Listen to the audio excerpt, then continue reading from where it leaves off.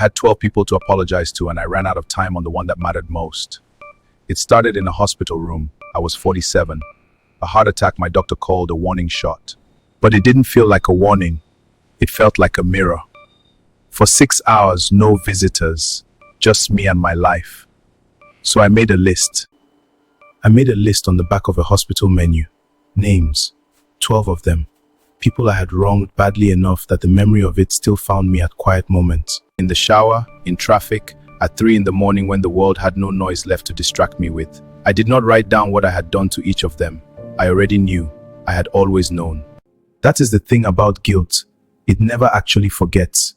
It just waits. James was my best friend from university. I slept with his girlfriend while he was home for his father's funeral. He found out weeks later.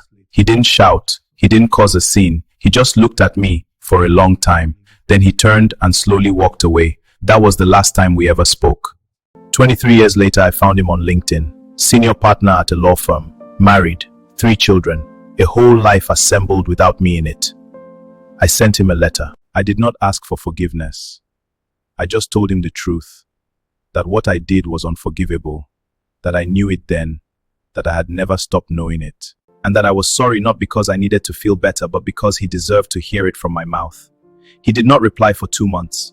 Then one afternoon, a single line arrived in my email.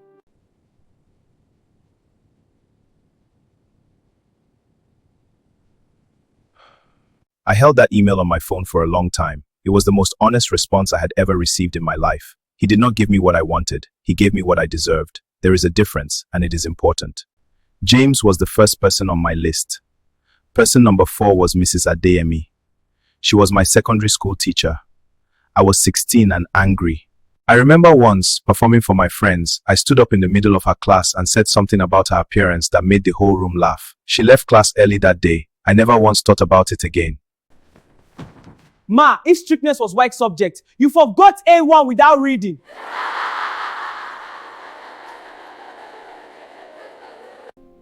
Not until I had a daughter of my own and watched someone say something careless to her in public and saw her face. My mother will meet you shortly.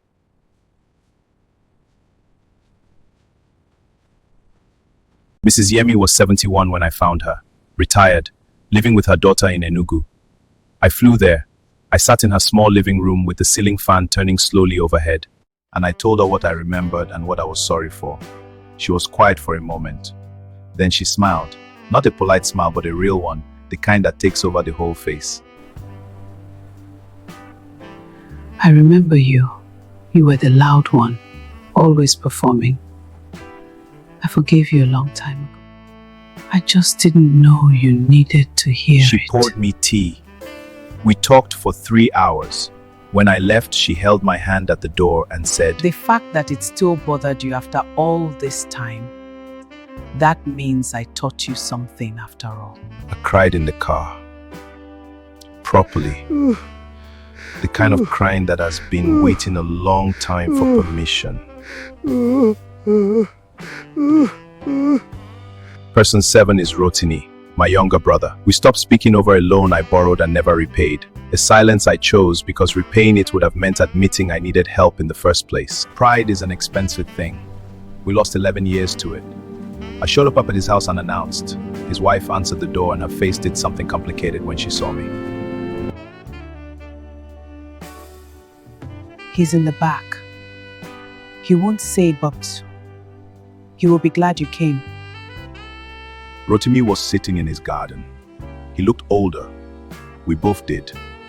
He did not get up when he saw me. I walked over and sat down next to him, and we both stared at the garden for a while.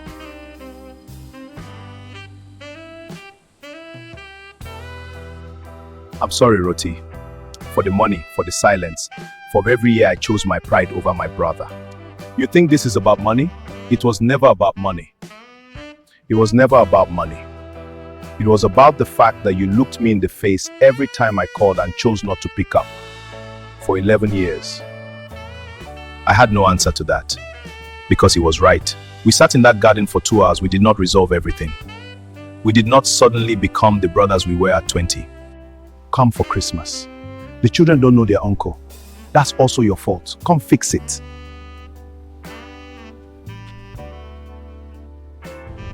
Person number 12, Rita. The one I was too late for. I left Rita without explanation when she was 26 and I was 28. We had been together for 4 years. I didn't end it properly. I didn't even have a conversation.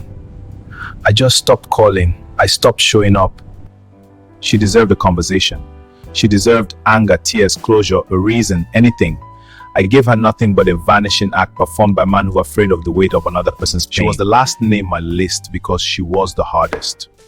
I had been saving her, telling myself I needed to get the words exactly right before I went. I found her sister on Facebook, sent a careful message explaining who I was and asking if Rita would be willing to meet. The sister replied 3 days later. I read that message sitting in my living room at 7 in the morning with a cup of tea going cold in my hand. 8 months. If I had started this list 8 months earlier, if I had not saved her for last, if I had not spent so long rehearsing the perfect words, she would have been alive to hear the imperfect ones. Nobody tells you this about apologies. That they expire. That the people you owe them to are not waiting for you to be ready. I wrote Rita a letter anyway. I wrote it the same way I wrote all the others. No asking for forgiveness, no excuses, just the truth. I told her she deserved better than what I gave her, and a list to understand what kind of man I wanted to be. I sealed it. I did not know what to do with it. So I sent it to her sister with a note asking her to do whatever felt right. Keep it, burn it, read it, put it in the ground. Do whatever felt right. A month later, the sister wrote back, one line, not forgiving you, but appreciated it. I held those words for a long time. I decided they were enough. They had to be. I had 12 people to apologize to.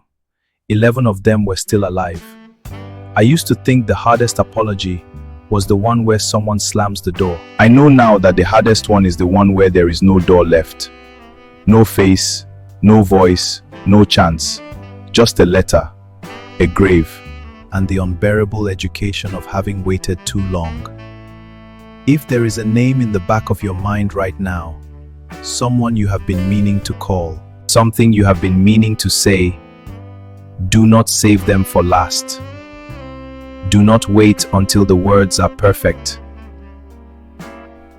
The imperfect words, spoken while there is still time, are worth more than the perfect ones left unsaid. Go, today, while you still can.